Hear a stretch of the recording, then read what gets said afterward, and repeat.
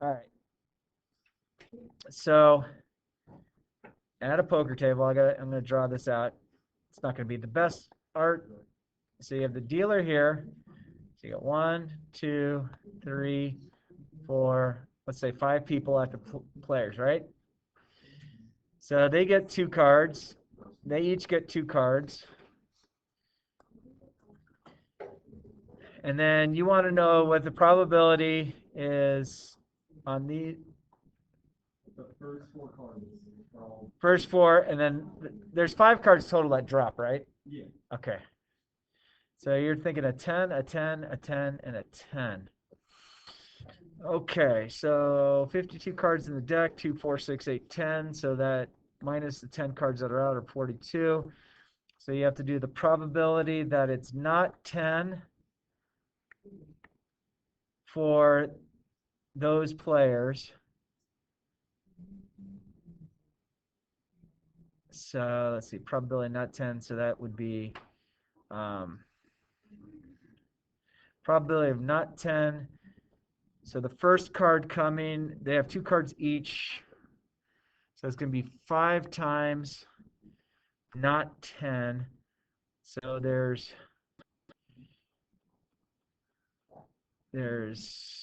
48 out of 52 plus 5 times 44 or 40. Wait, 5 minus that. 5 minus that is that's 47 because there's 5 less. And 42 out of plus 4 cards, 48. Okay, so we have those first 2 probabilities. Oh boy. Okay, 5 times 47 divided by 52.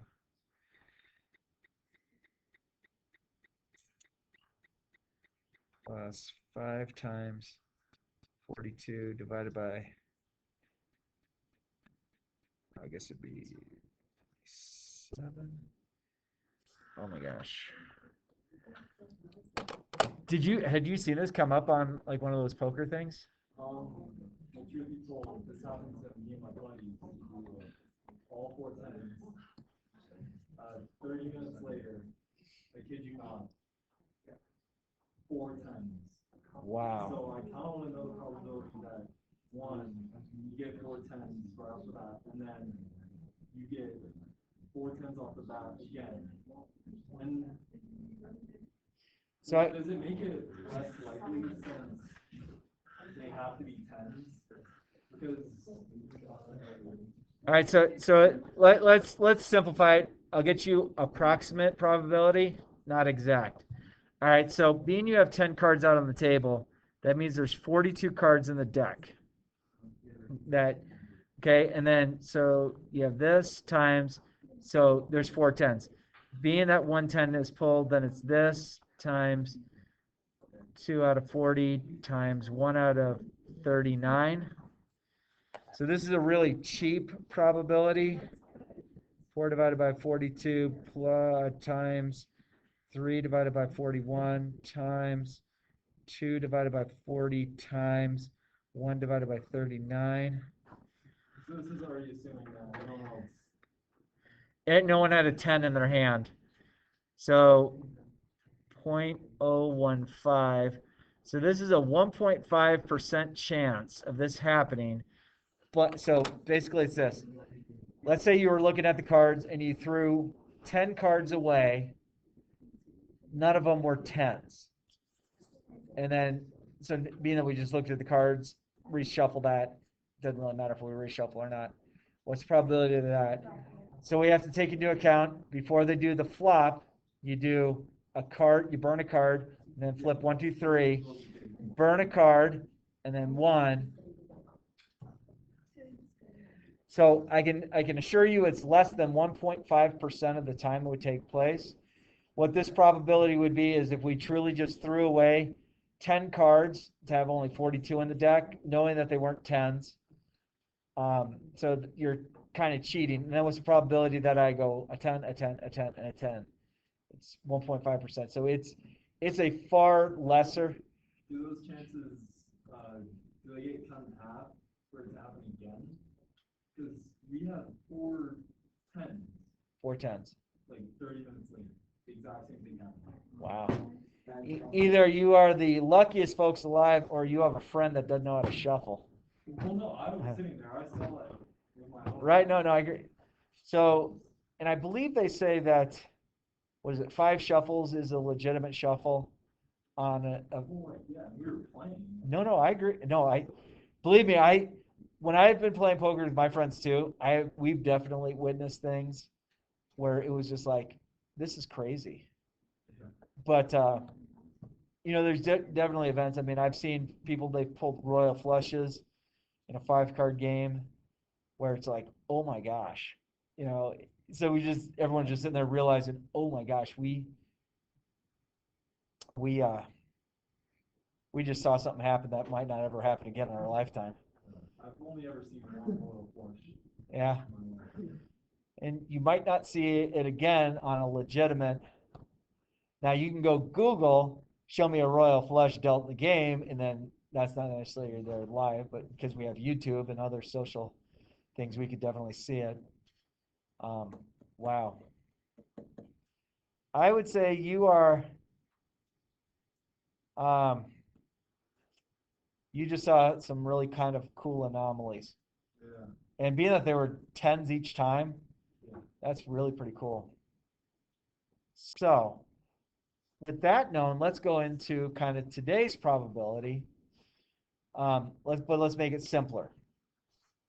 Okay, let's say you're playing a 5-card game. Now, what you're dealt with is what you get. You don't get to build on any community cards. You're just dealt with 5 cards. So let's do the probability of one person getting all tens, and then this is other card because there's no more. If there's a 5th 10, you know that somebody's cheating. So the probability of this happen is 4 out of 52 times 3 out of 51 times 2 out of 50 times 1 out of 49 times 452, so 48. If you're just worried about any other card, so that's taking place. So that's just going to be 1. So that's going to be the same probability that we just worked out. Multiply all the numerators, 4 times 3 times 2 times 1. So that's 24, 52 times 51 times 50 times 49. And this basically is, you got these in any order. So it could have been the 1, 2, 3, 4. It could have been the 1, 2, 4, 5. It could have been the 1, 3, 4, 5. It could have been the 2, 3, 4, 5, so on and so forth. So, and it's just kind of a different way of thinking about it. So if you wanted to find out what that true outcome could be, 24 divided by 649,740 comes down to 1, 2, 3, 4, 3, 7, which is, move the decimal twice this way, so 0.0037% chance that if you're playing a game of 5 card, doesn't matter how many people have the table, as long as you don't have more than 10 people, I guess, because you'd run out of cards. But the probability of somebody, doesn't matter if it's 1 person at the table or 10 people at the table, probability of somebody pulls 4 tens without having able to discard, you're talking about a very low percent. It was pretty crazy. We see the fall 4 tens. Oh, wow. Everyone's joking like, oh, all right, who's got the 4 tens? Tens down. We're all like freaking out, like, what are the chances? 30 minutes later, we see the 3 tens on the flop, and at this point, we're just Oh, wow. freaking out. Can't put the next card in. That's great. I love hearing that. That's good stuff. There are definitely some fun anomalies that are taking place. All right. So does that kind of answer your question on that? It was very unlikely that that happened, which is pretty cool. Basically, why we came out with a higher probability is what you have to do with all of the cards that are going around the table. It would have been like this really long string of stuff. It would have been, there's something, bless you, some call combination or permutation. Combination orders, or order is not important, permutation is. So the statistics joke is you have a combination lock out there, which is supposed to be called a permutation lock. Permutation order is important. The cards are already shuffled. Right. Set. Right. So if I were to do a combination, what you would basically do if you had the 5 people at the table, I throw the first card. So the probability that's not a 10 is 48 or 51, 52? No. yeah, it's 48 out of 50, 48 out of 52. And the next person, 47 out of 51, next person goes around, and then it comes around with the next thing of cards. So basically it goes down, and then after that, it's all said and done. So that kind of problem that you're talking about would be, let's see, it'd be 48 choose, or wait, 52 choose 48 plus 51 choose 47 plus 50 choose 46 plus 49 choose 47 plus 48 choose 46. Wait, I feel like I'm off. 52. No, hang on. Why am I off? 51, 47, 50, 46. What's that? Oh, it should have been 45. Yeah, 45, 44. So that's just for the 5 people to get their first 5 cards. Then plus 47 choose 43 plus, so this, we're going to say this is the first round at the table. 46 choose 42 plus 45 choose 41 plus 44 choose 40 plus 43 choose 41. Okay, so this is the first round that no one got a 10. And I think I can do it on here. Let's see. I'll just, where do I want to go? I'm going to show you on this. I think that's the one I got.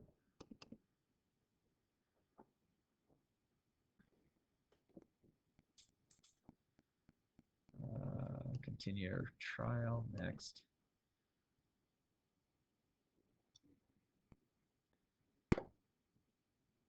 All right, clear. Math, probability, and we want NCR, number 3. Enter. So, I forgot what we did. 52 choose 48.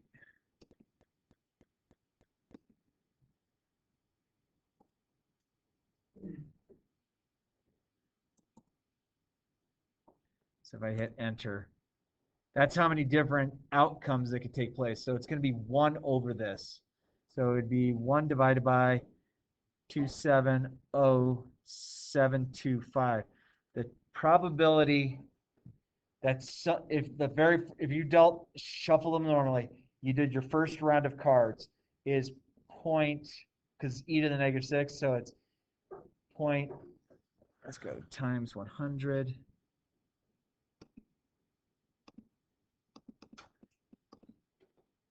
So that is 0.123337 roughly. So that's the probability that the first round of cards, I went to 5 people, that one of them was not a 10. And then we continue to the next one. You keep adding those, and it's all 1 over that because you're doing the probability. So you saw a very, very unlikely event. No less saw it twice in a night. So y'all probably should have went and bought a lottery ticket. Oh, we got all scared. Like, This is spooky. It is. Yeah, that's a great story to play with. And so combinations, permutations, they're definitely something that we won't get into, but unfortunately we don't have time because what do we have, like 2 weeks left? 10 days. 9 days. And 9 days after today, right? Y'all ready Ready? to get the heck out of this COVID?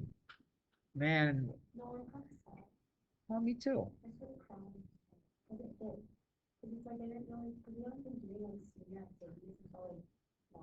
Mhm.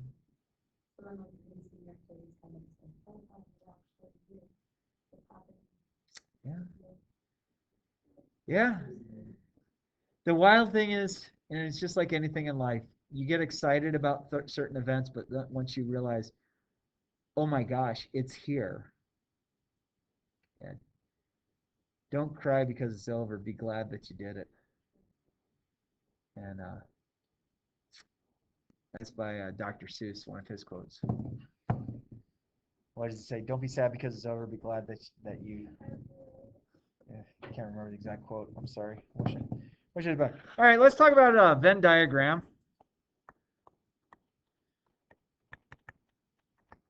And this is one of the most misunderstood scenarios. So you have event A, you have event B. The intersection of the two is event A and event B taking place. So there's different situations. So let's say, today had an 80% chance of rain and a 20% of not rain. So the Venn diagram in this situation is mutually exclusive. It either rains or it doesn't. Okay? There's no overlap between the two. Okay? Obviously, it rained today, so my neighbor Dave Aguilera was actually right for once. Yeah, he lives about 5 houses down. His house is actually up for sale, so he's moving, but he's a good kid. And I tell you, I have the worst conversations with him ever. We'll have our block party. Hey, it's great to see you, Dave. Chris, how are you? I'm doing great. Great day today, huh? God, he knows this. He was the one predicting. But he's a fun fellow. So you're looking for union of events taking place. So let me look at an example real quick so I can do this. Okay, let's say we have these numbers.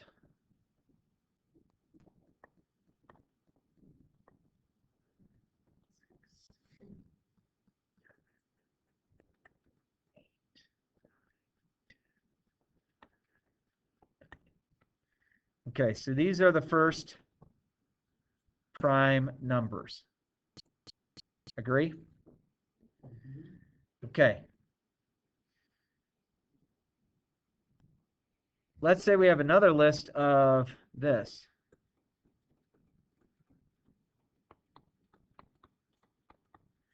These are even numbers.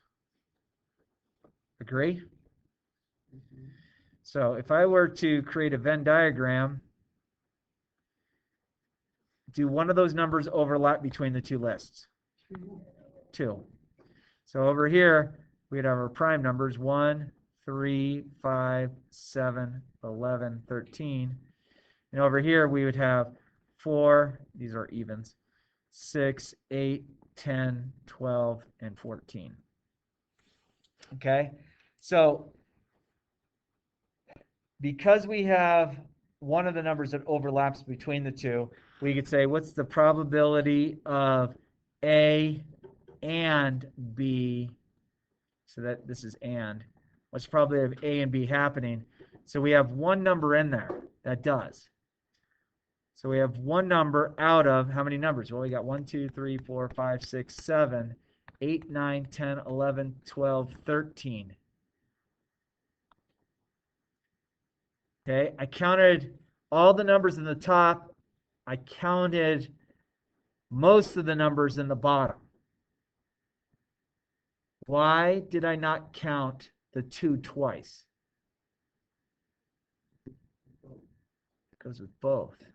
So this is the A and B. So you have to count it in one list, but not the other. So if you wanted the probability of A and B, we have 1, 2, 3, 4, 5, 6, 7, 8, 9, 10, 11, 12, 13. So you have a 1 in 13 chance. So let's say all of these numbers were in a bag you couldn't see in, and they were like, say they're on ping pong balls, and you couldn't, if even by feeling the ping pong ball, you couldn't feel numbers.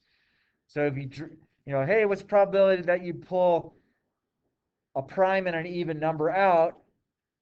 You reach in the bag, you pull it out, you look at it, and if you got a 2, that means you got a 1 in 13 probability of pulling that 2. So what is the probability we pull a prime out? Well, being there's 1, 2, 3, 4, 5, 6, 7 of them out of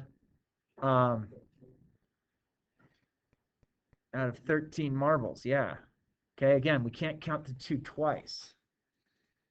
And then if you did a probability of even, you're going to have 1, 2, 3, 4, 5, 6. Actually, 7. 7 out of 13 as well. Okay, 1, 2, 3, 4, 5, 6, 7. Yeah, so probability even is 7 out of 13. Probability of its prime is 7 out of 13. We're not saying it's out of 14, even though we're showing 14 numbers we've drawn, but one of the numbers overlaps. So the big problem with a lot of this is people like to count this number twice, and that's incorrect to do. You only can count it once. So if they were to say, what's the probability of A or B happening? It's the probability of A plus the probability of B minus the probability of the A and B. So the probability of A is 7 out of 13. Probability of B is 7 out of 13 minus the probability minus that. So you have 7 plus 7 is 14. 14 minus 1 is 12 or 13. So you get 13 out of 13. So the probability of A or B happening is 100% chance because there's nothing out here. So if I were to come over here and say, well, what about if we created one more thing? Let's say we had 18, 20, and 26. So that would be what's the probability of A or B not happening. We have to include those if those were a part of a set of numbers. So it's just something to think about with the event. So probability of E and F both occur is E and F. Probability of E or F is the upside down U. And then if it doesn't occur is just the negation of the probability. So that should help you with this problem to work out. Oh, no, I don't want to do that problem. It's just going to create arguments. Did a study of Democrats and Republicans. Not going to even touch that one. Okay, so I want you to think about a Venn diagram, and we're going to do a tree diagram. If I had a pair of dice, 2 die. Okay, so you have 1, 2, 3, 4, 5, 6. Actually, let me take that back. Let's just do 1 die, where you have 1, 2, 3, 4, 5, 6. And let's say you're going to roll this twice. You're going to take the same die. Now, does everyone understand that the die that you roll doesn't remember what came up last time? I don't care what kind of mojo you think you have, or oh, we're gonna whatever. The die doesn't know what it's gonna roll. So, how many ways can we roll an even number on the die? So, we could roll a 1 and a 1. 1 plus 1 is 2. 1 and a 3. 1 and a 5. Okay. So, being that these are roll 1, roll 2, you can roll a 1 and a 1 either way, a 1 and a 3 either way, a 1 and a 5 either way to get us the even. Now, is there any other numbers that I can roll with that? Well, yeah. That's just having the first roll being a 1. What if the next roll, or what if the next time you do it, you have a 2, 2, and a 2. So you know that a 2 and a 2 is going to give you a 4. A 2 and a 4 is going to give you a 6. A 2 and a 6 is going to get you an 8. So those are all even numbers. So that would be if you had 2s as your first die. What about a 3? Well, a 3 and a 1 is going to get you a 4. A 3 and a 3 is going to get you a 6. A 3 and a 5 is going to get you an 8.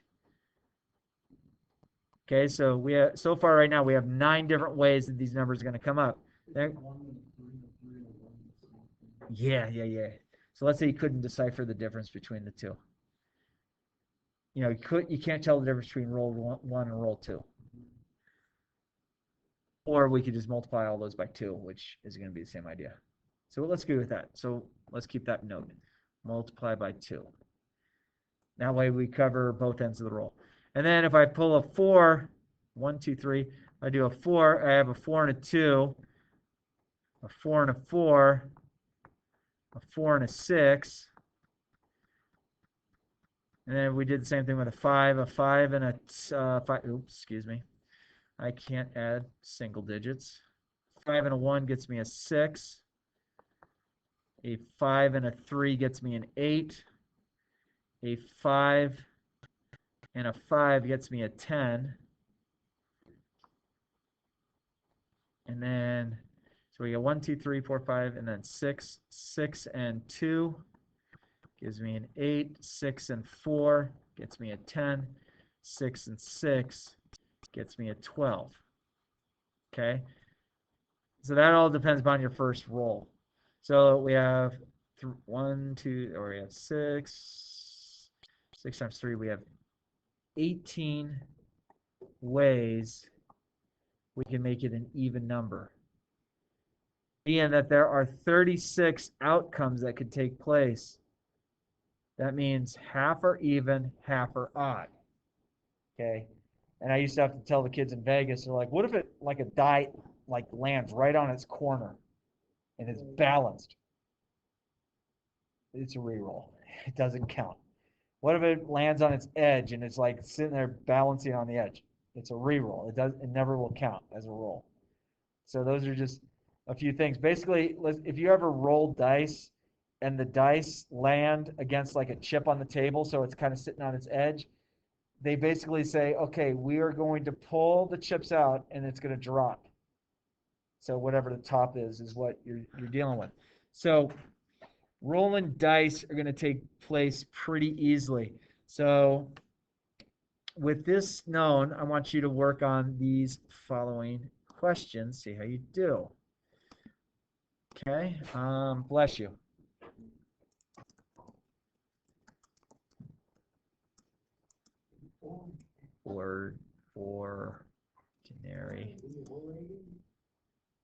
Ordinary. Did I spell it right? O-R-I. Oh. Ordinary die is tossed. What is the probability of getting a 3 or an odd number? So try that one. A card is drawn.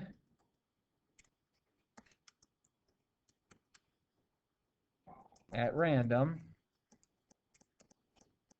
from a deck of 52 cards. Find the probability that it is either a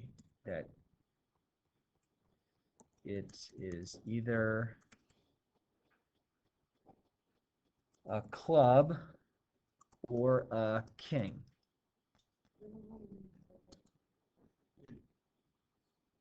And then if you draw one card at random from a deck random, jeez.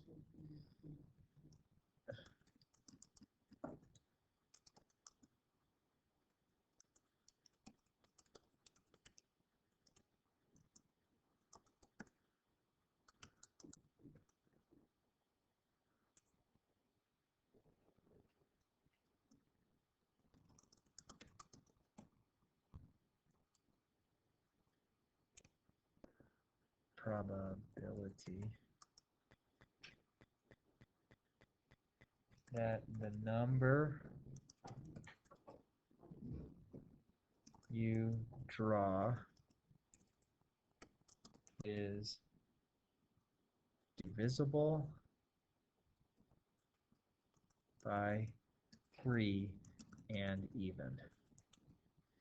I know that I changed this, so okay, select all, select no, edit, select all. I'm gonna change the size of our font, 26.